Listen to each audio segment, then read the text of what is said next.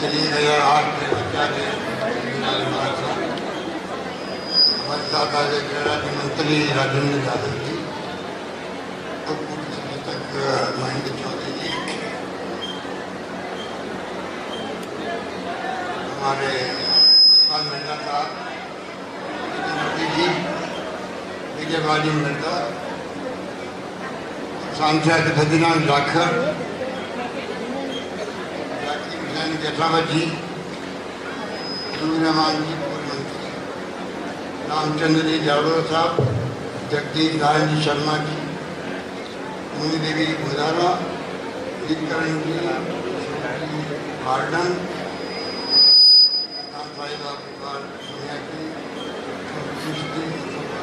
तमाम उपस्थित संतगण, उपस्थित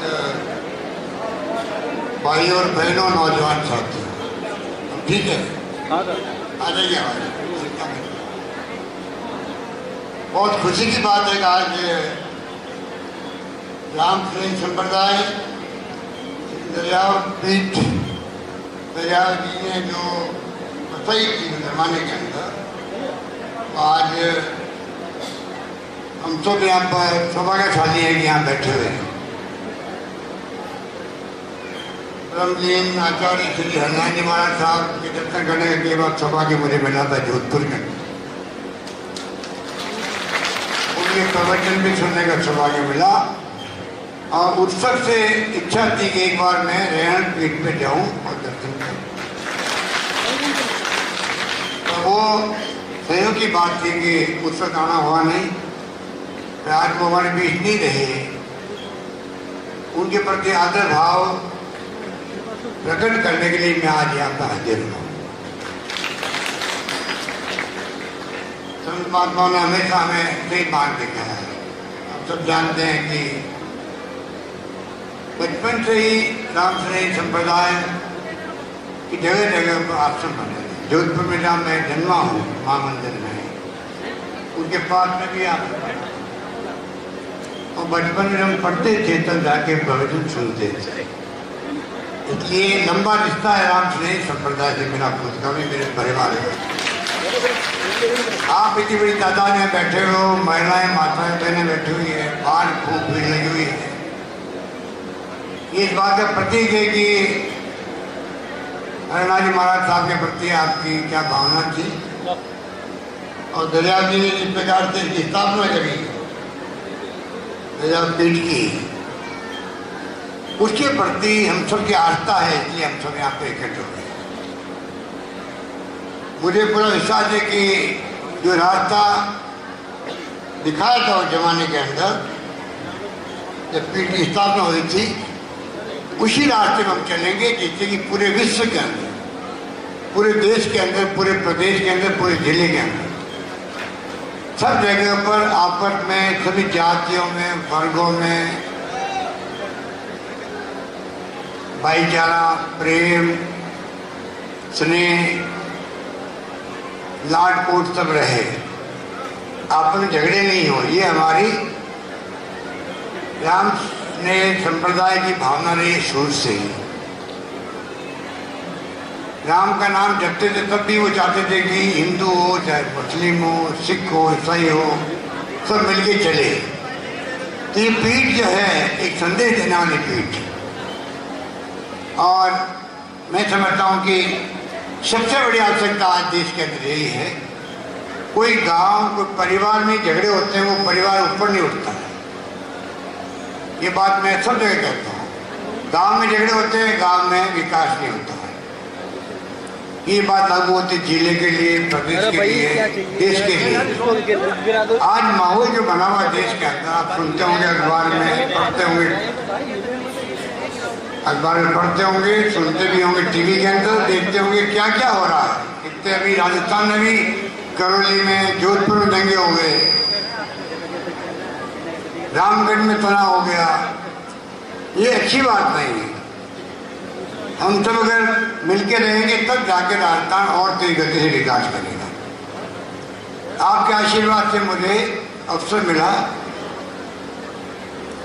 प्रथम सेवक के रूप में काम करेंगे राजस्थान पर।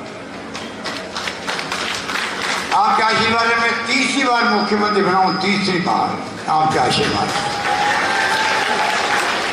और लगातार मैंने हमेशा प्रयास किया, कैसे ही दुख की घड़ी थी, मुझे याद है 20-22 साल पहले मुख्यमंत्री बना था, तब 4 अकाल पड़ गए लगातार उस जमाने के अंदर, पर हमने हिम्मत नहीं हारी। इस प्रकार काम किए हम लोगों ने पूरे प्रदेश के अंदर, गांव के अंदर, काम के बदले अनाज योजना, घरों में धान भर गया, गेहूं भर गया, कोई रखने की जगह नहीं थी वो टाइम पे मैंने देखा, कोई कमी नहीं रखी थी उस वक्त।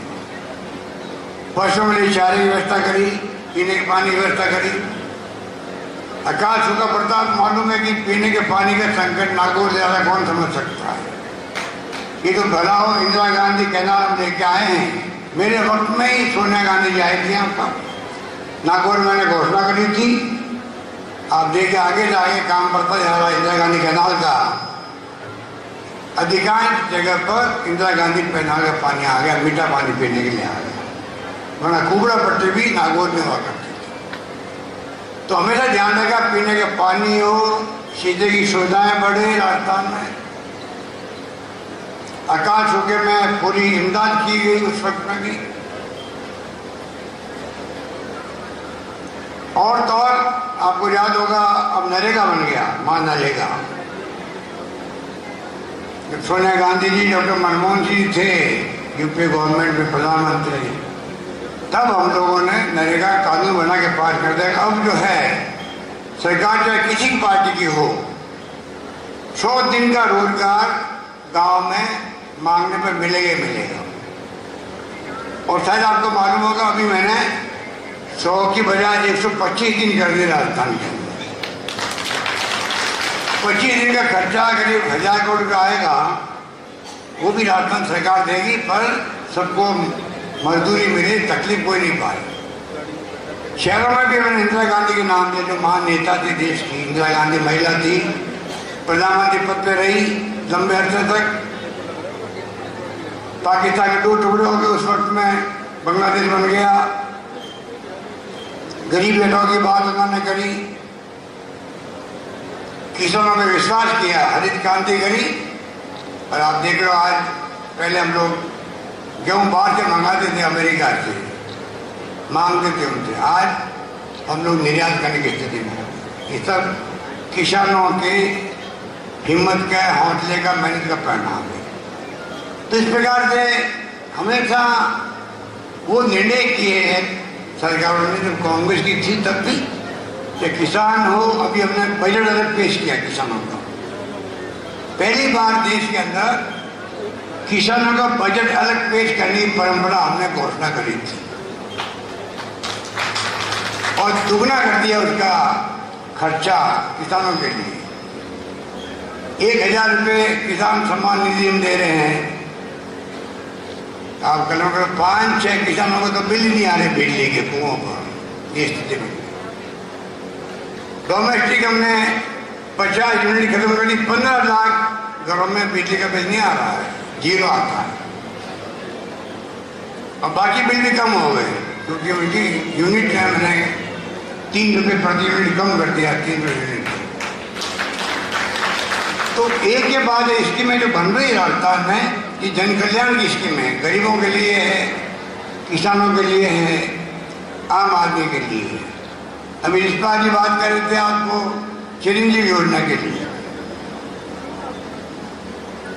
चिरंजीवी योजना 10 लाख का बीमा किसे कहते हैं, फ्री में 10 लाख का बीमा।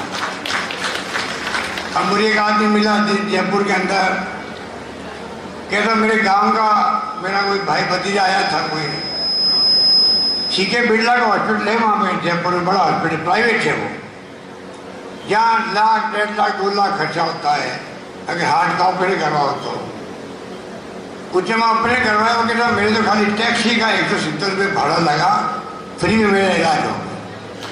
तो आप सोच सकते हो इतनी शानदार योजनाएं लागू की है राजस्थान के अंदर, तो देश में कहीं नहीं, पूरे मुल्क में कहीं पे भी पूरे प्रदेशवासियों का एक आयुष्मान भारत स्कीम चलती है केंद्र सरकार की, आधी आबादी कवर नहीं होती उससे।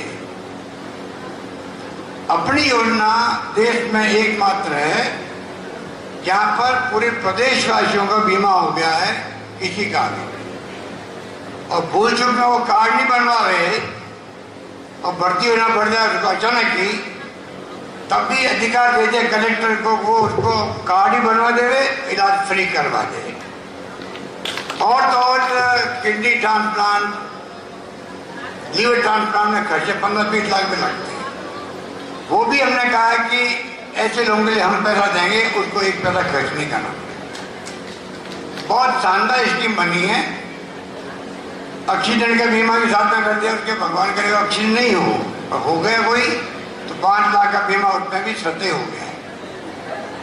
तो इस प्रकार से हमने एक एक चीज का, जो पशुपालक हैं उनको 5 रुपये प्रति लीटर दूध का सरकार बोनस दे रही है, जो देश में कहीं पे भी नहीं मिला। 90 लाख लोगों को अपन दे रहे पेंशन, विधवाओं को, बुजुर्गों को, एकल नारी को, निसक जनों को।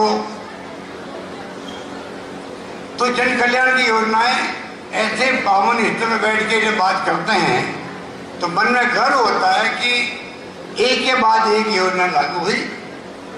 पहली बार मैंने पूरे मुल्क में ये जो गायों का जो बनाया विभाग बनाया है राजस्थान, पहले बनाया निदेशालय बनाया मैंने पहली बार। गायों का अलग निदेशालय कहीं नहीं था देश के अंदर। हमने शुरुआत करी, गौशालाओं को मैंने पहले 125 करोड़ रुपये दिए पहली बार, जब मैं दूसरी बार मुख्यमंत्री था 13 का। और अब आप देखिए 6 महीने के 9 महीना भी किया हमने, करीब 1100 करोड़ रुपये खर्च होंगे। 1100 करोड़ रुपये खर्च होंगे गौशालाओं को अनुदान देने के अंदर, जो अभी हमने निर्णय किया है। आप सोच सकते हैं कि गायों की सेवा आप सब करते हैं, मुझे मालूम है। गौ माता की सेवा करने में कोई कमी रखते नहीं है। हम चाहते हैं नंदीशालाएं बने, क्योंकि आवारा पशु घूमते हैं गाँव में और शहर में, कई बार एक्सीडेंट में मर जाते हैं, कई बार कोई आदमी मर जाता है, तो वो आवारा पशु भी घूमना बंद होना चाहिए। खेतों में नुकसान भी होता है, इसलिए हमने कहा नंदीशाला जगह जगह खोलना चाहते। पंचायत समिति इस तरह खुलेगी तो 1,56,00,000 रुपये सरकार देगी वहाँ पर नंदीशाला बनाने के लिए। तो पंचायत में खोलेंगे तो 1 करोड़ रुपये देंगे हम लोग। तो कुछ लोग आगे आना पड़ेगा, सब काम सरकार नहीं कर सकती। तब जाकर के मैं समझता हूँ पूरे प्रदेश के अंदर नंदीशालाएं खोले, आवारा पशु की समस्या समाप्त हो। पीने के पानी के लिए घर घर नल पानी योजना आधा पैसा सरकार दे रही हमारी राजस्थान की, आधा पैसा दे रही केंद्र सरकार। वो काम भी बड़े रूप में चल रहा है। जल जीवन मिशन का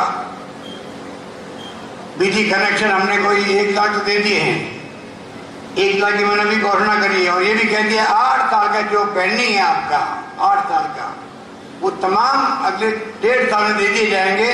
कनेक्शन बिजली के सबको कनेक्शन मिल जाएंगे, कोई पेंडिंग रहेगा ही नहीं। नौकरियां बच्चों को 1 लाख देती, 1 लाख की प्रक्रिया चल रही है।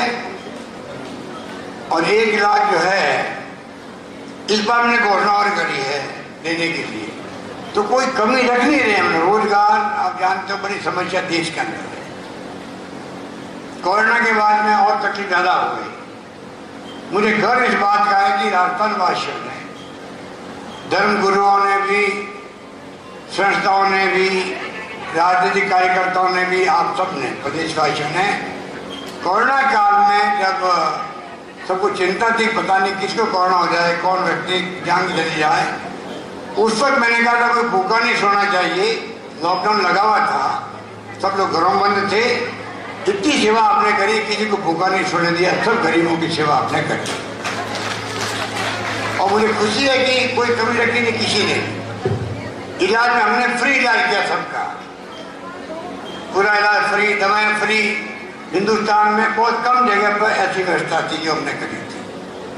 इस प्रकार से राजस्थान सरकार गरीबों को, जिसे कहते हैं गरीब को गणेश मान के काम कर रहा है। उसी रूप में एक के बाद एक स्कीम ला रहे हैं। इंदिरा रसोई चल रही है शहरों के अंदर। अभी जो गरीब आदमी 8 रुपये में वो खाना भोजन कर सकता वहाँ पर। अब गाँव में भी शुरू करने का हम लोग विचार कर रहे हैं। किस तरह गाँव में भी संभव होगा, कस्बों के अंदर वहाँ ऐसी योजना शुरू हो सके तो वो भी करें। महिलाओं को जो है, हमारी बहनें माता बैठे हैं, 1,33,00,000 परिवार है राजस्थान के अंदर, जिन सबका बीमा कर दिया गया है चिरंजीवी योजना में इलाज के लिए, क्योंकि इलाज बहुत महंगा पड़ता है, कर्ज लेना पड़ता है, सबको गहने बेचने पड़ते माँ बाप को बचाने के लिए। माँ बाप बूढ़े भी हैं तो अपने इतने अच्छे संस्कार है, माँ बाप की सेवा करते हैं अंतिम सांस तक, चाहे 50,000 खर्च हो, चाहे लाख रुपये खर्च हो, तब भी हम उनकी सेवा करते हैं। मालूम है कि ये जिंदा नहीं बचेगा, डॉक्टर भी कहता है, तब भी अपन कमी नहीं रखते। ऐसे संस्कार हमें दिए गए हैं, तो हमने भी ऐसे लोगों के ध्यान रखा है किस प्रकार से उनका इलाज फ्री हो सके। पर 1,33,00,000 महिलाओं के नाम का कार्ड बना है। कार्ड जो बना है, मुखिया रखा, महिला को रखा, घर की महिला को। अब हम उन महिलाओं को 1,33,00,000 मोबाइल फोन दे रहे हैं। मोबाइल फोन आप सबको दे रहे हैं। महिलाओं को चाहिए ताली जोरदार बजाए, महिलाओं को ताली जोरदार बजानी चाहिए। 3 साल का उसमें इंटरनेट फ्री होगा। इंटरनेट में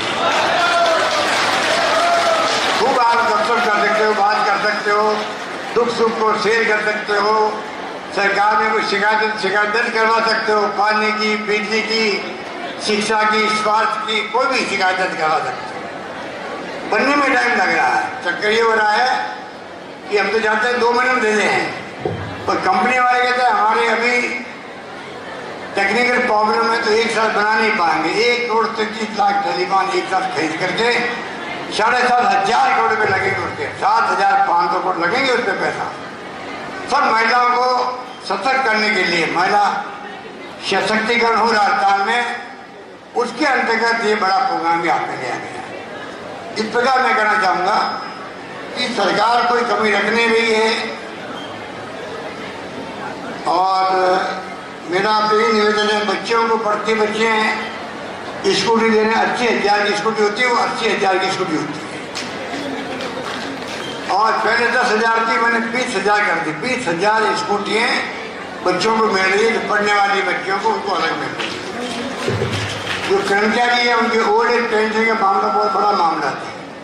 हिंदुस्तान में एकमात्र राजस्थान सरकार है जिसने सब कर्मचारियों के लिए पुरानी पेंशन योजना जो अच्छी है उसको लागू कर दिया। इस प्रकार से मैं समझता हूँ कि कोई कमी नहीं रख रहे हैं। सरकार बनते हमने कर्ज माफी की, कोऑपरेटिव बैंक के कर्ज माफ किए, भूमि विकास बैंक के कर्ज माफ किए, 22 लाख किसानों को फायदा हुआ था। हालांकि हमारे विपक्ष के लोग कहते हैं कि साहब आपने माफ किया ही नहीं, क्योंकि राष्ट्रीयकृत बैंक हैं, वो केंद्र की सरकार की। मैं मोदी जी को बार बार लिख रहा हूँ, आप उनको निर्देश दें, अगर बड़े बड़े अरबपति जो है देश के, किसी के 1,000 किसी के 5,000 करोड़ अगर माफ हो सकते हैं, ये तो गरीब किसान हैं, सेटलमेंट कर लो। और सेटलमेंट पैसा जो आएगा किसान के खाते में, वो पैसा राजस्थान सरकार दे देगी, किसान में बाहर नहीं पड़ेगा। ये हमने उनसे बार बार कहा, पर हमारी तरफ से कोई कमी नहीं रखी है। सब काम जो हमने वादे किए थे पूरे किए। और तो लड़कियों के कॉलेज खोलने में राजस्थान अव्वल हो गया देश के अंदर। अभी हमने 211 कॉलेज खोली है राजस्थान में 3 साल में। जहाँ मांगी कॉलेज हमने दे दी है। आपके मेरे ख्याल बेटता में कॉलेज खुली होगी, याद है मुझे। और जहाँ 500 लड़कियाँ हैं पढ़ने वाले स्कूल में, उस गांव में कस्बे में स्कूल को कॉलेज बना दिया गया है। ये इतना बड़ा निर्णय हमने किया। तो लड़कियों को दूर नहीं जाना पड़े पढ़ने के लिए, माँ बाप भेजते भी नहीं, कई बार पढ़े छुड़ा देते हैं। हमने वो व्यवस्था भी करी है। इस रूप में मैं समझता हूँ कि सरकार कोई कमी रख नहीं रही है। मैं उम्मीद करता हूँ आज जो है, आज जो हम इकट्ठे हुए हैं उसके अपने मायने हैं। हरिनारायण शास्त्री जी का बहुत बड़ा नाम था। उनके प्रवचन सुनने के लिए हजारों लोग आते थे, महिलाएं भी आती थी, पुरुष भी आते थे। और मैं देखता था कि हमारी मीटिंगों में बुलाना पड़ता है, और हरिनारायण महाराज मीटिंग करते थे तो बिना बुलाए महिलाएं पुरुष आके बैठ जाते थे मीटिंगों में। इतना प्रताप था उनका, वो आज हमारे बीच नहीं रहे, 1.5 लोग हो गए। तो मुझे खुशी है कि बद्रीराम ठाकुर ने मुझे कहा कि आपको आना पड़ेगा। बद्री जी हमारे बहुत भगत है ये, और इसलिए इन्होंने कहा कि आना पड़ेगा। तो मैंने कहा मेरी मन में भाव जो थी पहले सालों से कि रैन पीठ में मुझे जाना एक बार है, वो मैं जा नहीं पाया उस वक्त में। उसका मुझे दुख था, दिमाग के अंदर भार था। आज भार वो उतर गया है, इस बात की मुझे खुशी है। और मैं समझता हूँ कि अब जो महाराज सत्यनारायण महाराज साहब हैं, अब इनके ऊपर बहुत बड़ी जिम्मेदारी है किस प्रकार से इस रैन पीठ का जो सम्मान है समाज के अंदर, देश में, प्रदेश में, वो आगे बढ़ाएंगे। हम सबका सहयोग इनके साथ रहेगा। जो भी ये कभी सुझाव देंगे हमें रैन पीठ के लिए, हम कभी इनको मना नहीं करेंगे, सब काम करेंगे। इस प्रकार से मैं आपको इस मौके पर कह सकता हूँ। और मुझे आज आने का अवसर मिला, मुझे इसकी बहुत ही प्रसन्नता मैं शब्दों में व्यक्त नहीं कर सकता। यही कहता हुआ मैं आप सबको फिर निवेदन करना चाहूँगा, यहाँ से संकल्प, ये पावन धाम है, यहाँ से संकल्प होना चाहिए कि हमें कोई भड़काएगा। अभी भड़काने वाले लोग बहुत हैं। तो मोदी जी कहते हैं कि आप अपील करो देश को, ये तो कोई बुरा नहीं है। अगर विपक्ष में हम लोग हैं, हम अगर देश के प्रधानमंत्री को रिक्वेस्ट करें, कोई देश में जगह जगह पर जो तनाव हो गया है, दंगे होते हैं, ये सब खत्म होना चाहिए। आपका धर्म है, फर्ज है मुख्यमंत्री का, प्रधानमंत्री का, कि आप अपील करें जनता जो है, जनता में शांति, श्रद्धा, प्रेम, मोहब्बत रहनी चाहिए। ये तो बुरा क्या है? ये तो कोई बुरा नहीं है। कोई ये कहेगा कि सत्य के मार्ग पे चलो, अहिंसा के मार्ग पे चलो। दरियाव जी थे महाराज साहब, वो भी कहते थे हर धर्म में सिखाता है कि हमें सही रास्ते पे चलना चाहिए, सत्य के मार्ग पे चलना चाहिए, अहिंसा के मार्ग पे चलना चाहिए, प्रेम, भाईचारा, मोहब्बत होनी चाहिए। ये कौन मना करेगा? तो प्रधानमंत्री जी ने अभी पूरे देश के लेखक, साहित्यकार, पत्रकार और हम जैसे राजनीतिक और अपोजिट पार्टी हैं, आप बताइए, सोनिया गांधी जी के नेतृत्व 13 पार्टी ने मांग करी, प्रधानमंत्री जी आप 2-2 बात करो देशवासियों से, भाई देखो मैं सब बर्दाश्त कर सकता हूँ पर दंगे बर्दाश्त नहीं करूंगा, हिंसा बर्दाश्त नहीं करूंगा। इसमें क्या दिक्कत है? उस पर वो कंजूसी कर रहे हैं, कंजूसी कर रहे हैं, समझ के मेरा मतलब, कंजूसी कर रहे हैं, बोल नहीं रहे अभी तक। बोलना पड़ेगा उनको एक न एक दिन, कि सच्चाई हमारे साथ में, सच्चाई इसमें है।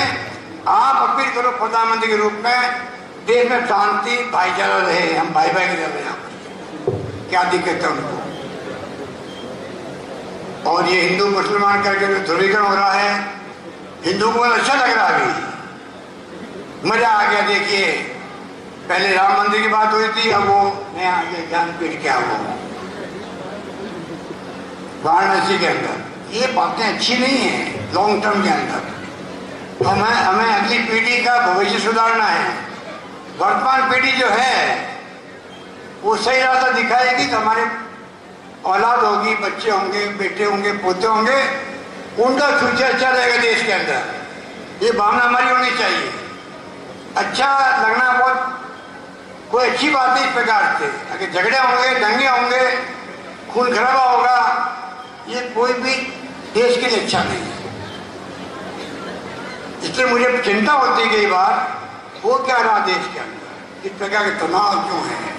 हम क्यों नहीं, जिंदगी कोई 1000 साल की होती नहीं है। 1000 साल से जिंदा किसी रहना है, रह सकते हैं, तो फिर भी झगड़े हो सकते हैं। झगड़े क्यों करें? हर धर्म में सिखाता है। और मुझे बता क्या, पता नहीं मैं क्या कह सकता हूँ आपको, कि दरियाव जी महाराज ने कहा था राम में जो है रा, वो तो मतलब है राम का, सही बात है। और माँ है राम का माँ, उसका मतलब है मोहम्मद है। ऐसी हिंदू मुस्लिम एकता के प्रत्येक दरियाव जी महाराज थे। और वो महाराज खुद ये कह रहे हैं, जिनकी पीठ बनी हुई है ये, तो हमसे इस पीठ रैन पीठ से ज्यादा कौन समझ सकता राम का मतलब बताइए। हम राम भगत नहीं है क्या? हम हिंदू नहीं है क्या? हमें गर्व नहीं कि हम हिंदू है। महात्मा गांधी ने कहा था मुझे गर्व है कि मैं हिंदू हूं, पर दूसरे धर्म जो हैं, मुस्लिम हो, सिख हो, ईसाई हो, फारसी, जैन हो, उसका सम्मान करना मेरा धर्म बनता है। इसमें क्या गलत बात है? हम सब हिंदू हैं, हमें गर्व इस बात का हम हिंदू है। और इसका मतलब ये नहीं हम दूसरे धर्म को नीचा दिखाएं, झगड़े करें, फसाद कराएं, दंगे करवा दें, जान चली जाती है। ज्यादातर में हमने चाक चौबंद के पुलिस को तीनों जगह तनाव हुए थे, दंगा नहीं बढ़ने दिया गया, एक आदमी जान नहीं गई राजस्थान के अंदर। और क्या पता लगता है जब हिंदू मुस्लिम के दंगे होते हैं कितनी जान चली जाती है। कोई सोच सकता है? निर्दोष लोग मरते बेचारे। दंगा करवाने वाला कभी मैंने नहीं सुना मरते हुए को। मैं लंबे अरसे देखता हूँ जो दंगा करवाता है वो तो बच के भाग जाता है, मरता निर्दोष आदमी मरता बेचारा। ऐसे दंगाइयों को पहचानना चाहिए, हमें समाज में बहिष्कार करना चाहिए इस लोगों का, तब जाकर के हम आपस में प्रेम भाव से रह पाएंगे। मुझे खुशी है कि आपने मुझे याद किया, मैं आ सका, आपने जो प्रेम दिया, आशीर्वाद दिया, उसके लिए मैं आप सबका आभारी हूँ। और मैं उम्मीद करता हूँ कि आप सबका आशीर्वाद, इस बार हमने इतने काम किए हैं, इस रूप में काम किए हैं कि जनता का मूड बदल रहा है। इस बार लगता है कि हमारी सरकार वापस रिपीट करेगी। आपका आशीर्वाद, पहले रिपीट नहीं हो पाई हमारी सरकार। एक बार कांग्रेस, एक बार बीजेपी आ रही थी। जब बदलती है सरकार 5 साल में तो काम रुक जाते हैं हमारे। रिफाइनरी 55 की 40,000 करोड़ की रिफाइनरी थी वो, अब उसकी कीमत बढ़ करके 5 साल बीजेपी राज आया, उसको रोक दिया रिफाइनरी को। 40,000 के बजाय अब 30,000 करोड़ अधिक लगेंगे, मतलब 70,000 रुपये, 70,000 करोड़ लगेंगे रिफाइनरी बनने के अंदर। 70,000 करोड़ रुपये 40,000 में बन रही थी वो रिफाइनरी। सरकार बदलने का ही नुकसान होता है। हम चाहेंगे सरकार हमारी नहीं बदलो, हमने जो स्कीमें लागू किया आप लोगों के लिए और स्कीम बनाएंगे, लागू करेंगे, मैं आपको विश्वास दिलाता हूँ। धन्यवाद, जय हिंद, धन्यवाद।